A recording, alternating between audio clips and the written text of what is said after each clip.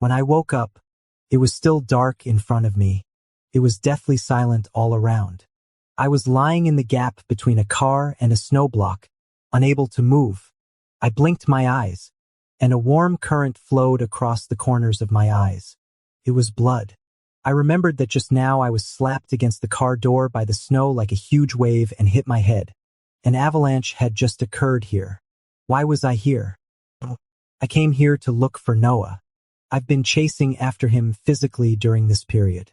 No matter where he was, I would find a way to look for him. After being dodged by him many times, I finally got through to his phone. Hello, may I ask if you are Noah? The rock music on the other end of the phone was hysterical, but it couldn't compare to his irritable tone. Oliver, what on earth do you want? I tightened my grip on the phone with my right hand. I said seriously, I want to fall in love with you. He let out a cold snort. Are you crazy? I shook my head. Then I suddenly remembered that he couldn't see me, and said slowly, No. Where are you? I'll come to you. There was a few second silence on the other side, as if he was at the end of his patience. I'm at the ski resort in Jiangcheng. If you dare, come here. Just as I was about to say, okay, the other side hung up the phone. Recalling up to this point, I suddenly thought of an important thing. Noah, did he also fail to avoid the avalanche? Was he buried alive in the snow like me in the weather of -30 degrees?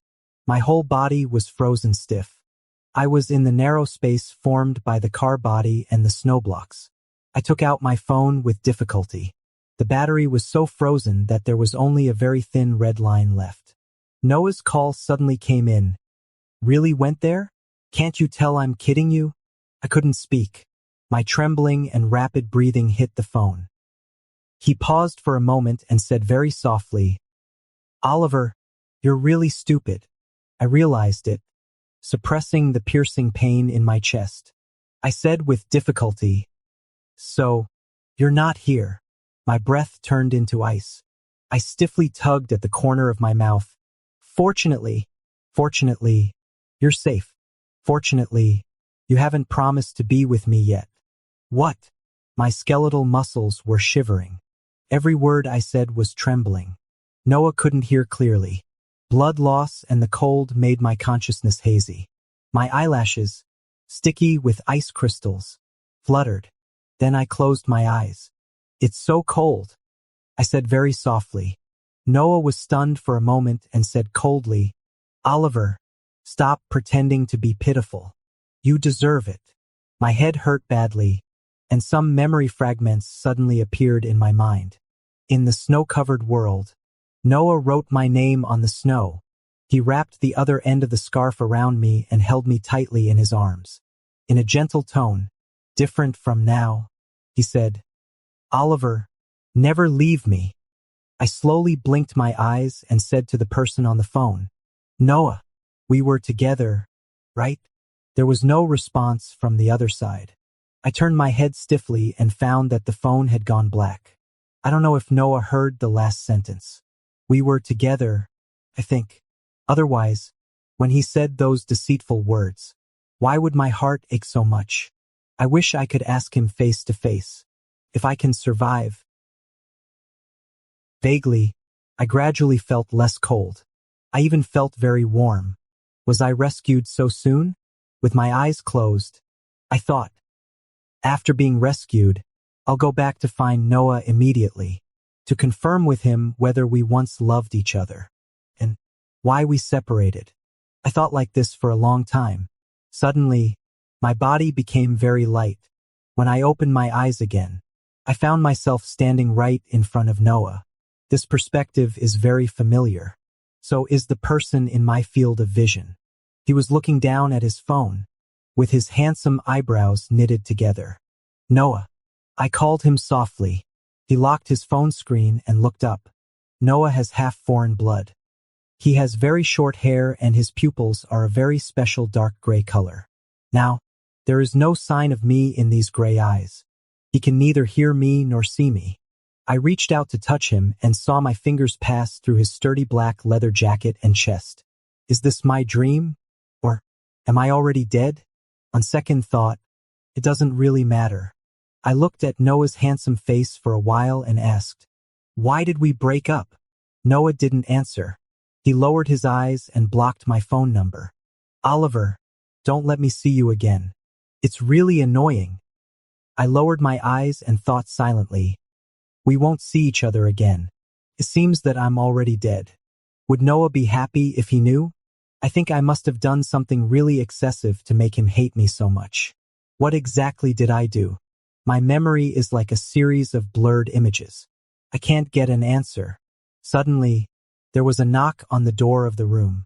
Noah's assistant, Lucas, pushed the door open and said, "Brother, change your clothes. The car is ready."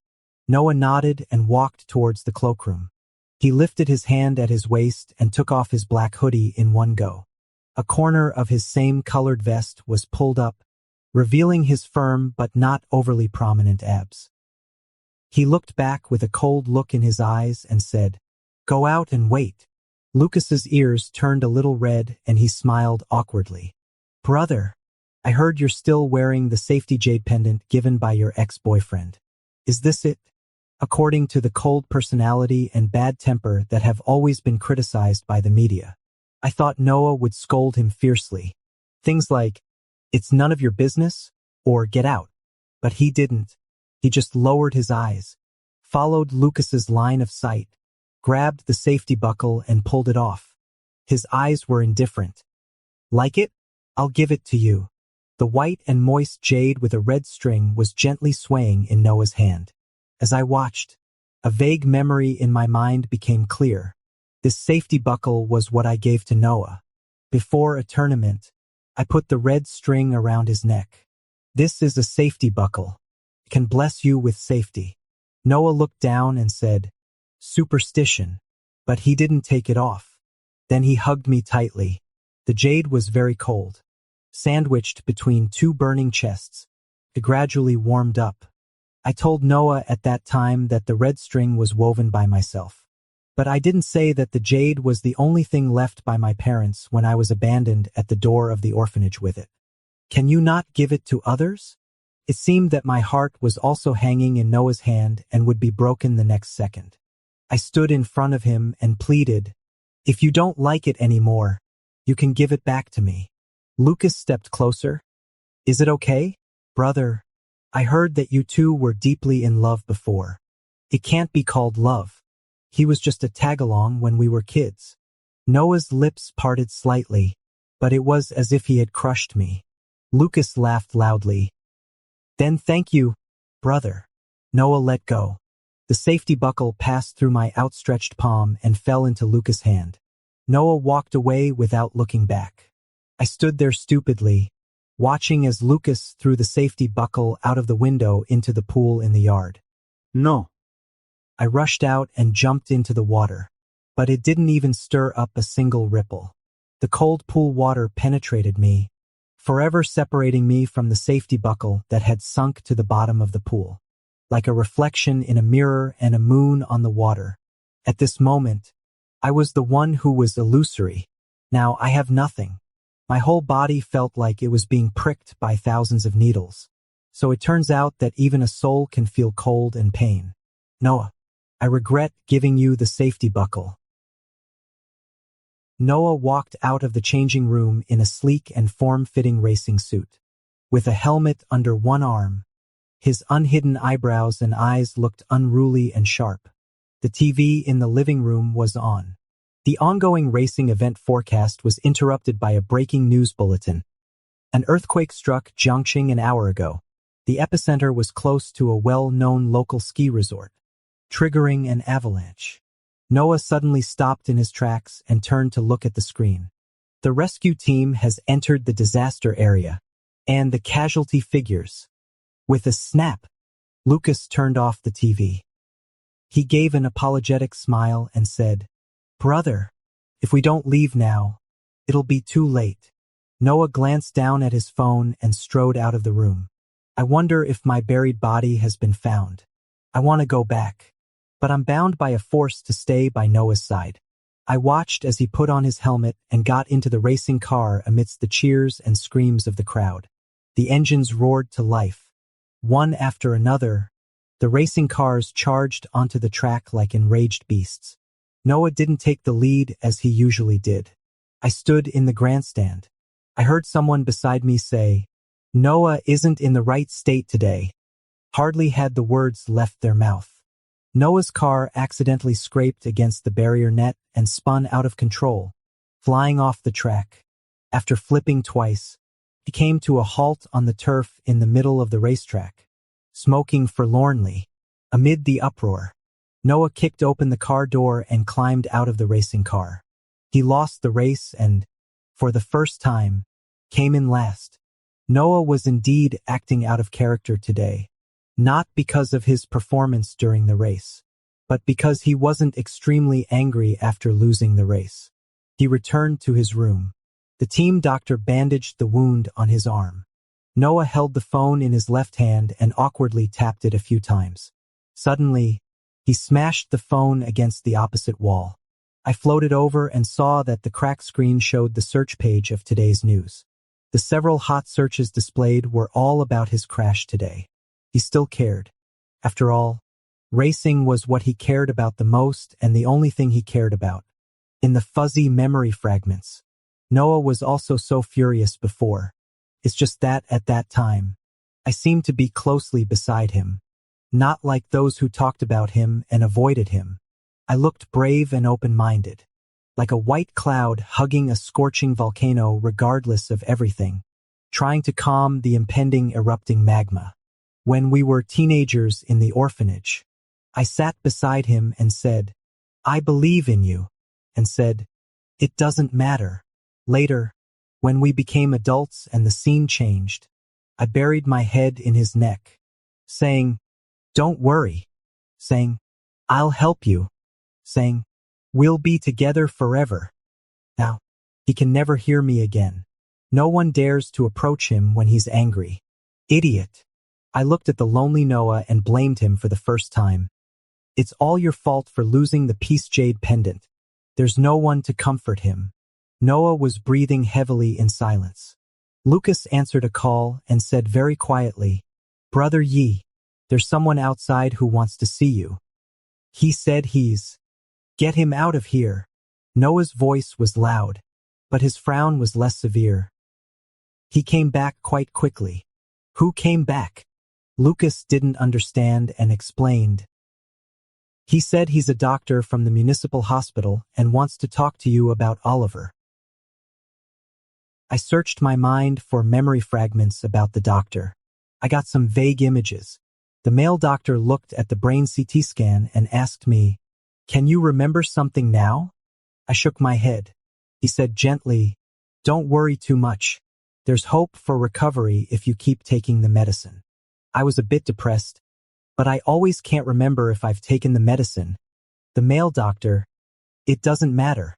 I can send you messages every day to remind you." I was already floating towards the door, thinking that if I saw the doctor's face, maybe I can remember what kind of illness I have. But Noah didn't move for a long time. Then he gave a cold snort and said, "Oh, so you've hooked up with a doctor." I stood still on the spot. It was as if I had been shot in the heart by a gun from behind. When the pain exploded, I looked at Noah in disbelief. "So, I'm actually so despicable in your heart. Those memories that I thought were precious. They are stains to him. Get him out of here." Noah clenched his fists, and blood seeped through the gauze. He squeezed out each word through his teeth. I have nothing to say to him. When going out, Noah was surrounded by a large number of reporters. Before getting in the car, a man rushed over and blocked the car door. "Mr. Noah, I have something very important to tell you." Noah was wearing sunglasses, and his jaw was tightly clenched. "Who are you?" "I'm a doctor from the municipal hospital and also a friend of Oliver's." "Get out of the way," Noah said aggressively. "I don't want to hear his name again." "Then please tell me where he is." Noah stopped the action of closing the door and said expressionlessly, "I don't know." I don't understand why Noah lied. He stopped the only person who was looking for me. Dr. James was very anxious. He needs someone to take care of him and can't be alone for too long. Noah seemed to have heard a joke and provocatively said, "Whether you want to treat him like a mentally challenged child or an old man is up to you. Don't get in my way." Dr. James wasn't angry, but just frowned deeply. "He is such a nice person. How could he fall in love with someone like you?" Yes. I used to wonder why I separated from Noah. Now, I wonder why I fell in love with him. Noah's breathing became heavy.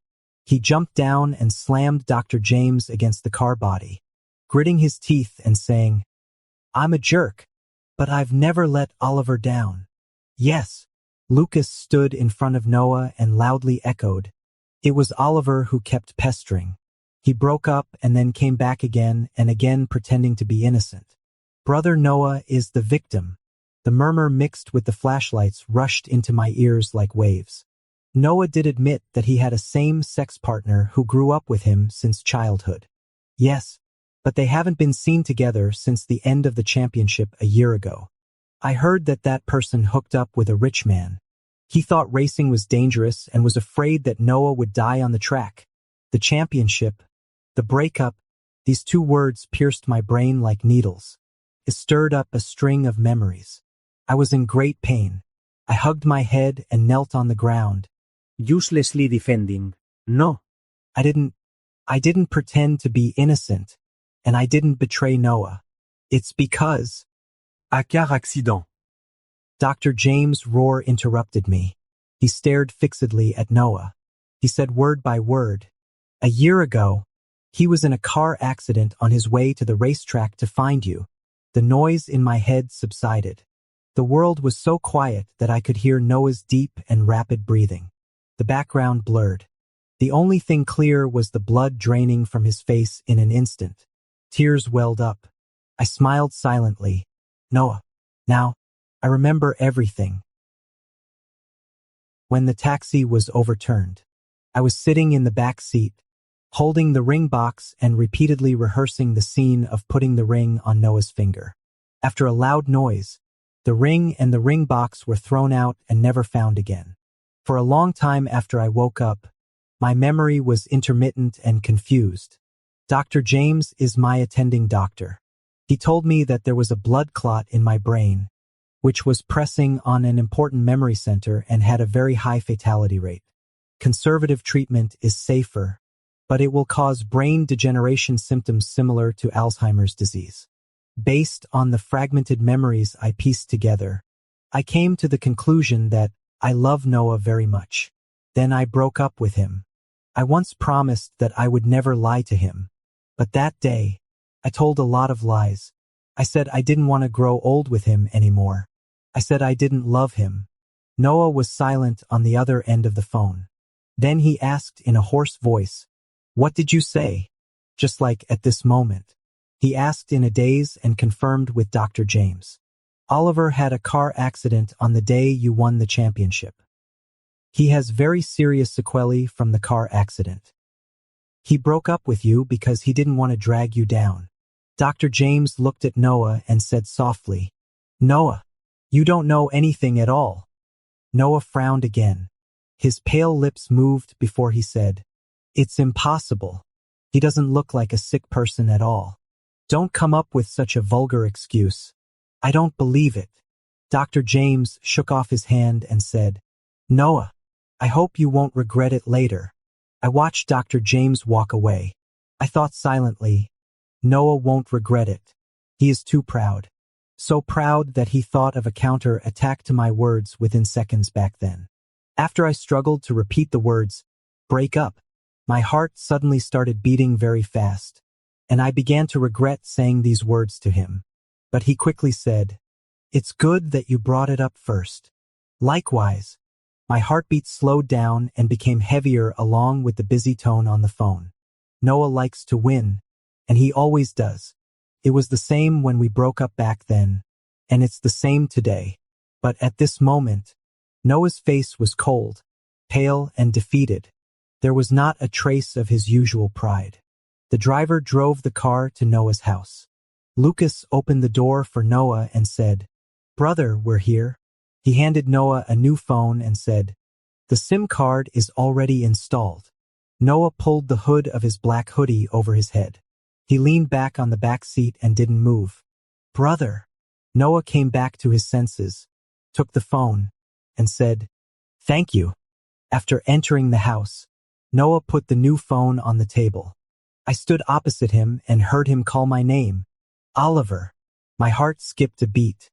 I stared at him with wide open eyes, thinking he could see me, but he just lowered his eyes and looked at the phone, then continued, "If you call now, I'll give you another chance to explain." Noah didn't completely disbelieve what Dr. James said. He is always like this. He is so cold and tough that it seems his invulnerability is just a shell. If I didn't know this since childhood, maybe I wouldn't have fallen in love with him. I leaned in and tilted my head to look at his face, and asked, "Are you waiting for my call?"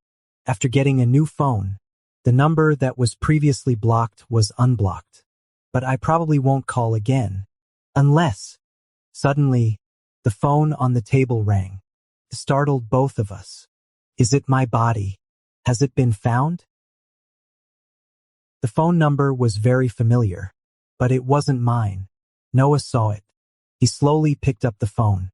On the other end of the phone came the voice of the old dean of the orphanage. "Noah, are you with Oliver?" "No," Noah said. "Dean, what's the matter?" "Oh, he came here 2 days ago and asked me to find some old things for him. He also said he was going to a very cold place. That boy Oliver has been afraid of the cold since childhood. He would get sick as soon as the temperature dropped. I don't know what he's going to do in such a cold place." Noah listened quietly and patiently. As the sky clouded over, his face also turned very pale. "I found all the things Oliver asked me to look for, but I can't get through to him on the phone. Can you come and pick them up for him?" Noah finally spoke, his voice very low and hoarse. "Okay, I'll go right now." A few minutes later, the matte, black Porsche 911 sped onto the main road. In my memory, I had sat in Noah's passenger seat countless times. He was good at accelerating, but when carrying me, he always drove very slowly and steadily. I would grab his right hand during a red light. With a crooked smile, I would shamelessly say to him, "Noah is cool in everything he does. He's cool when racing at full speed on the track. And he's also cool when driving the car steadily." He would turn his head to look out of the window, pretending not to be moved. The red light was counting down. At the last second, Noah tightly squeezed my hand back. My heart suddenly started beating very fast. I didn't know if I blushed. I only remembered that the evening glow that day was very warm. It shone through the car window, casting a rosy glow on our two faces. It was like a limited edition skin that was never sold in the game. Precious and hard to come by. At that time, I thought, how wonderful it would be if I could always sit in Noah's passenger seat. It was also evening, but there was no beautiful afterglow today. The sky was heavily pressed down by dark clouds. It seemed as if it was going to snow, the same snow as 2,000 kilometers away. Noah drove the car very fast today. After arriving at the orphanage, the dean took him into the office and said, "Oliver asked me that day to find all the photos of the two of you together." There was a small box on the desk. The dean walked over and took out an old yellowed photo from it. "Look, in this group photo, you and Oliver were still standing next to each other." 12-year-old Noah had a striking appearance and stood coldly in the back row. The boy beside him had curved eyebrows and a small dimple on one side of his lips. It was me. Noah held the photo and looked at it. The dean said, "During the years you were here, you could only get along well with Oliver. If it weren't for your parents taking you away later." The dean seemed to suddenly remember something and took out a black cloth bag from the box. "Do you still remember? This was what Oliver stuffed into your car before you left the orphanage. And then your mother threw it out of the car window. I was afraid that Oliver would be sad, so I've been keeping it myself and didn't tell him." Noah took it and opened it slowly. Inside was a notebook the size of a palm. Opening it, Noah saw the words inside. Because I was too thin, I was blocked by those guys again. But today a new big brother helped me teach them a lesson. He's so cool. The big brother's name is Noah. They all say that Noah is a monster and has a bad temper. But I don't think so. He is obviously the most good-looking and nicest person. They always make jokes about me and Noah.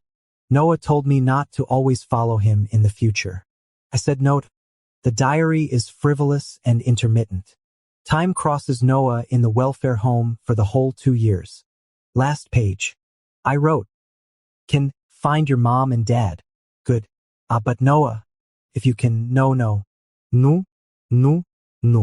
From now on, it's not possible to see him again, is it? If you grow up and then meet again, I must. Half of a sentence that stopped at the end of the paper. Not finished. Noah shakes the fingertips, flipping the page. Found the back one to be ripped off. Oliver. Noah lightly calls my name. The sound contains a strong incoherence and regret. He took out his phone and dialed half of the number. Suddenly, the incoming call tone rang. He pressed the answer button. Oliver. You. A strange voice interrupted him. Sorry, sir. May I ask if you are Mr. Oliver's friend? Noah asked. What happened to him? He died in an avalanche. I have no relatives. The last call on the phone was to Noah, so he was notified immediately. The rescue workers on the other end of the phone expressed their regret. Then they asked if Noah could arrive in Jiangxing within 3 days to claim the body. Noah seemed to be instantly frozen. Then he hung up the phone without warning. The old dean saw his terrible face. He quickly asked, Noah, what's going on? It's fake. Noah said. The phone rang again. Noah hung up quickly and then rushed out. He went to the airport first and was told that there was a blizzard in Jiangxing and all the routes passing by were delayed. The phone kept ringing, so he simply turned it off. He directly drove the car onto the highway. He exited the ramp. He set the destination of the car navigation to Jiangxing. It was more than 2,000 kilometers away, and he was going there by car. I think Noah is not quite normal. But actually, Noah has always been impulsive. He ran away from home when he was a teenager and found a welfare home to live in by himself. Later, he fought against more than a dozen boys who were a head taller than him alone. He saved me, who was thin and small. Noah fought desperately, with a kind of ruthless determination to fight to the bitter end. Those people were afraid of him but also unwilling to accept it. They secretly said that Noah was a monster, and his gray eyes were the proof. Slowly, everyone in the welfare home avoided him. Except me. I think Noah is not a monster, but a God-sent hero. I stuck to him every day. I secretly put the chocolate that I was reluctant to eat into his trouser pocket. It was the dog days. Noah quickly noticed something was wrong and put his hand into his pocket. He spread out his palm with some unknown sticky stuff on it in full view of everyone. There was a sudden burst of laughter all around. My face flushed with embarrassment. Sweating profusely, I roared, "It's chocolate. I didn't know it would melt." Noah gave them a glare. He curled his index finger and tapped the tip of my nose, saying, "Silly." I squatted beside the sink to wash Noah's pants. A group of people gathered around and jeered. Oliver, little daughter-in-law, washing clothes for the monster every day. Oliver, little daughter-in-law. Noah rushed over and splashed the water in the basin onto them. The leader shouted, "The monster is angry. You two are together every day. You must be in love."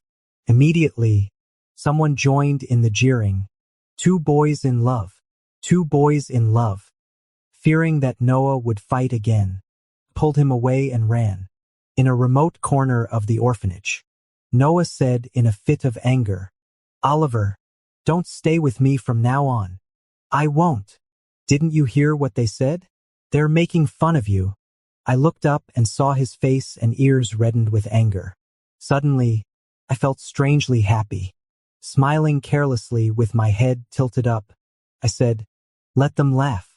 Isn't it just being in love? We can't do it now. When we grow up and I really fall in love with you, let's see if they still laugh. Noah was taken aback and his face turned even redder. The car stopped at the service area, interrupting my recollection. Noah got out of the car to refuel. When he got back in the car, his face was wet. Probably he had washed his face with cold water, and his eye sockets were irritated and very red. He continued to start the car and hit the road, without rest. Actually, there's no need to be in such a hurry. I wanted to tell him.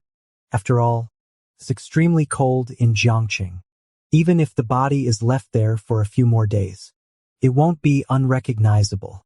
Then I saw the diary he had placed on the center console. I thought, maybe he just wants to know what was written on the last torn-out page. That's all. Under good road conditions, a journey of 2,000 kilometers takes about 26 hours. But Noah only took 20 hours to enter the Jiangqing area. The heavy snow had stopped, and the sky was a washed-out blue. The rescue team had already cleared the road leading to the ski resort. From afar, the suspended cable cars could be seen. Noah stopped the car far from the entrance. Get out of the car. He reeked of cigarettes. His face was a pale, ashen color from extreme exhaustion. Noah leaned against the car and murmured softly, "It's really cold." He took out his phone and called me back. No one answered, but he seemed to let out a sigh of relief. "Oliver, this must be another one of your pranks." The phone was busy. Noah muttered to himself in a soft voice, "You just want me to remember the things from our childhood and then agree to get back together with you, right? Okay, you win. When I see you later, let's get back together." He hung up the phone. He drove into the ski resort. The scene was deathly white. After the staff understood his purpose, they said to him, "The people injured in the avalanche have been sent to the hospital. But unfortunately, a young man died. The boy had a head injury and bled a lot. When he was found, he was frozen stiff, with his hands clutching his phone, as if waiting for someone's call. It's such a pity. I heard he came to find someone, so he didn't even wear warm ski clothes." Noah staggered. It seemed because he was wearing too little. He began to tremble violently. He hadn't walked back to the car yet. Suddenly, he fainted to the ground. The staff sent him to the hospital and speculated that he was a relative of the deceased. He fainted because he was too sad. I looked at Noah in the ambulance. I thought to myself, no, he should just feel guilty. When Noah woke up, the nurse called a young female volunteer. She said tactfully, "We're really sorry. We looked through your phone while you were unconscious. You're here to claim Mr. Oliver's body, right?" Noah said hoarsely, "Yes."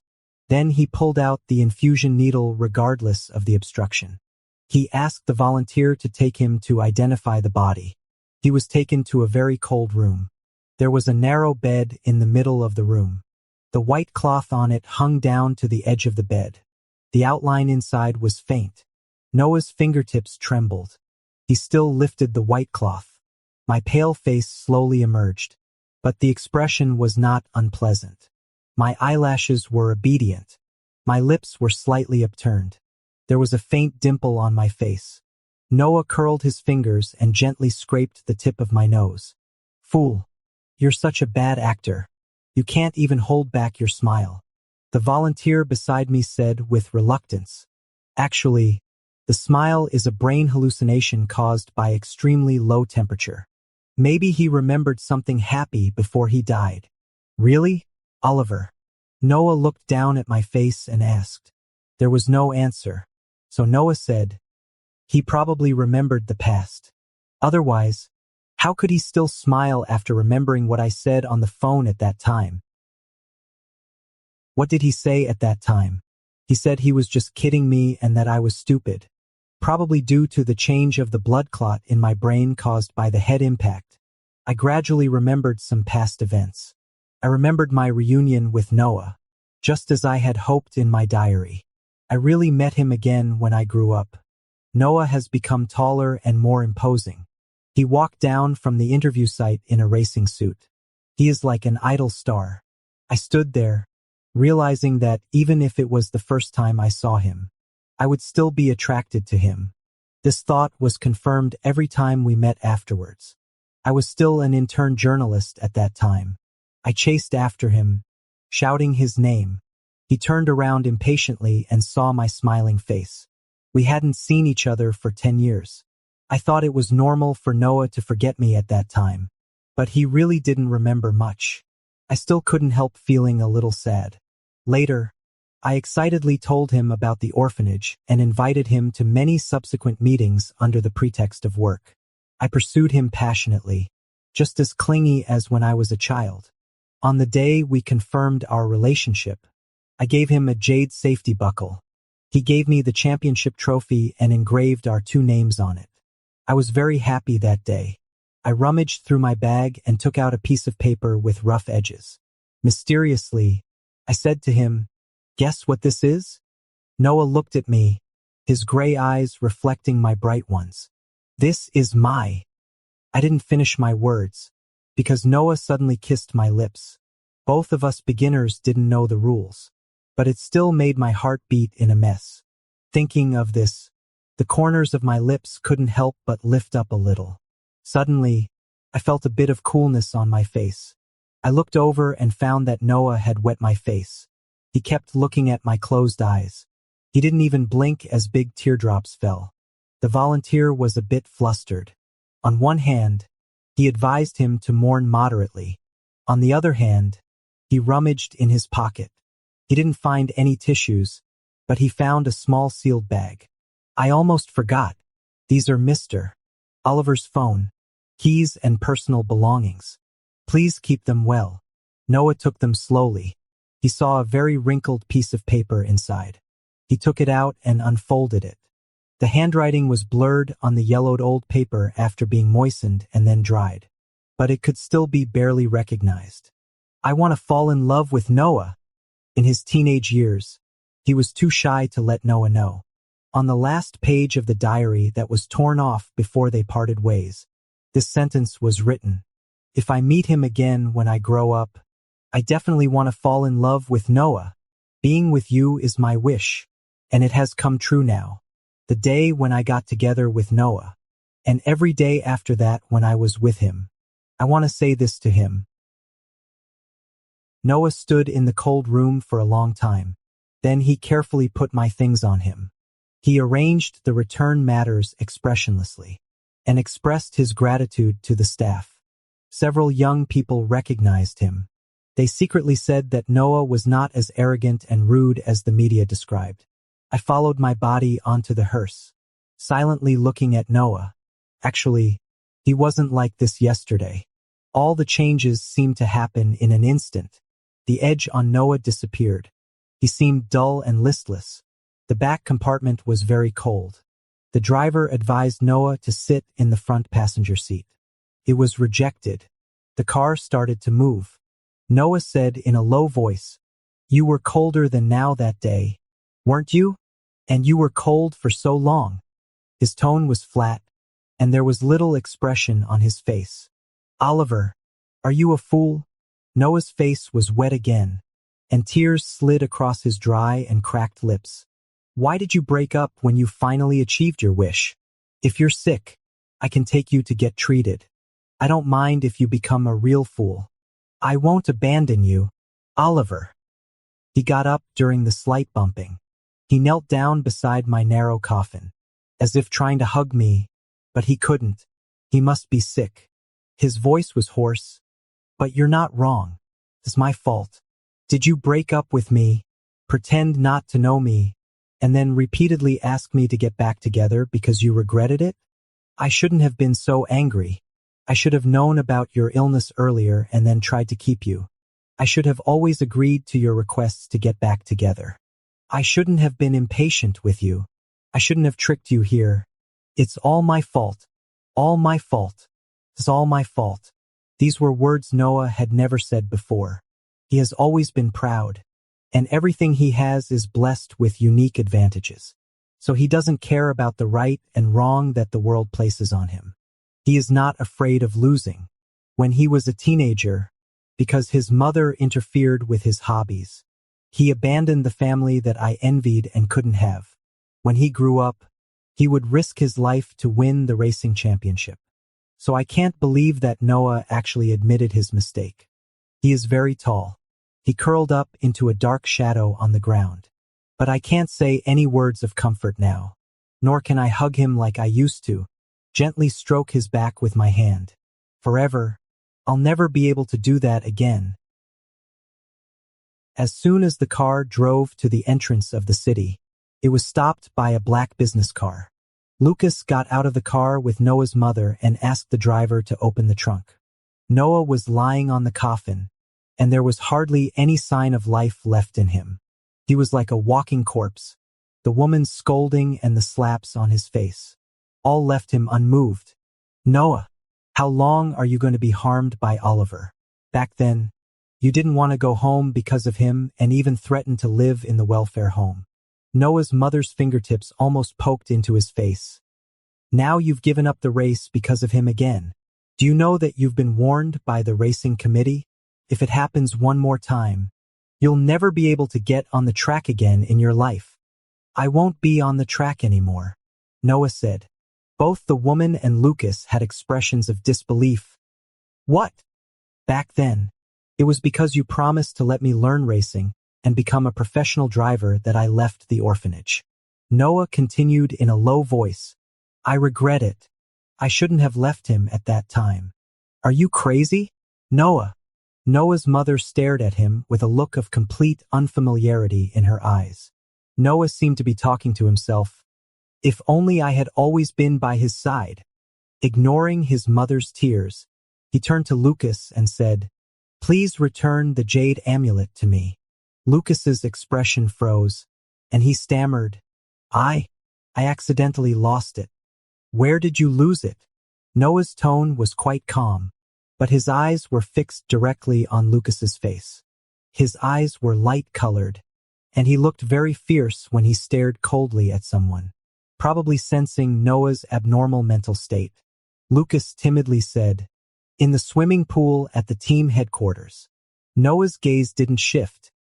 Instead, it became even colder. You can get out. After saying that, he got back into the car on his own and sat back beside me. It was very dark outside. The light from the street lamps flickered on Noah's face, but it couldn't light up his eyes. I looked at him and said, You don't have to give up racing. It's what you like the most. A racing driver needs to be completely focused.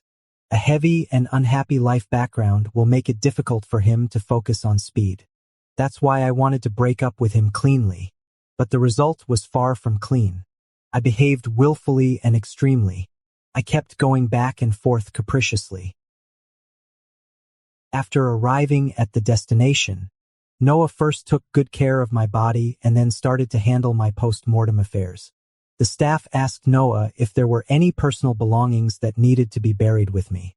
Noah thought silently for a while and took out the sealed bag given to him by the volunteer. There was the key to my rented room inside. I originally didn't want him to enter my room, but when I thought that I was already dead, I didn't care anymore. Noah drove there. He found my home in an old residential area. Turning the key, he pushed open the door. What came into view were sticky notes almost covering the whole room.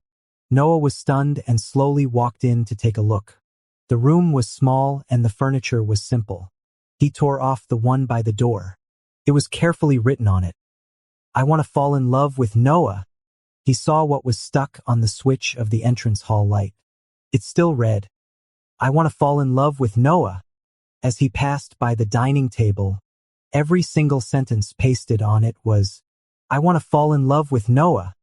On the refrigerator, on the wall beside the bed, there was only one sentence written on the messy sticky notes of different colors.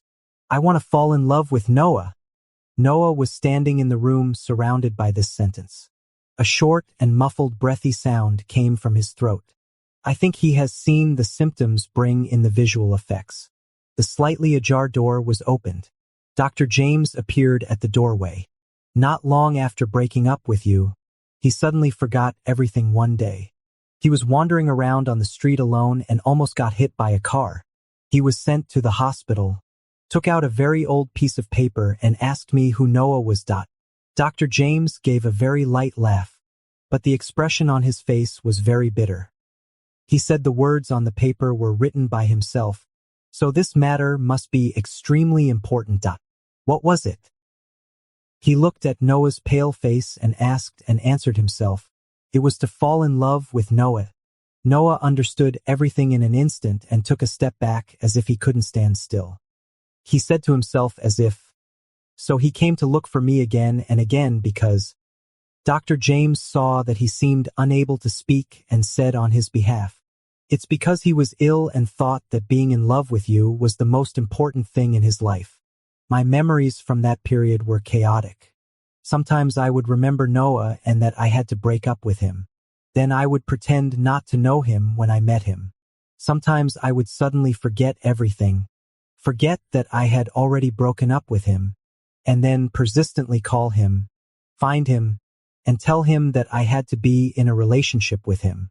First, Noah was still willing to answer my calls and find time to see me. I would look at him with a strange look in my eyes. Then I would sigh that I had been completely smitten with him at first sight. As the number of times increased later, Noah gradually became extremely annoyed. Even everyone around him thought I was being too excessive.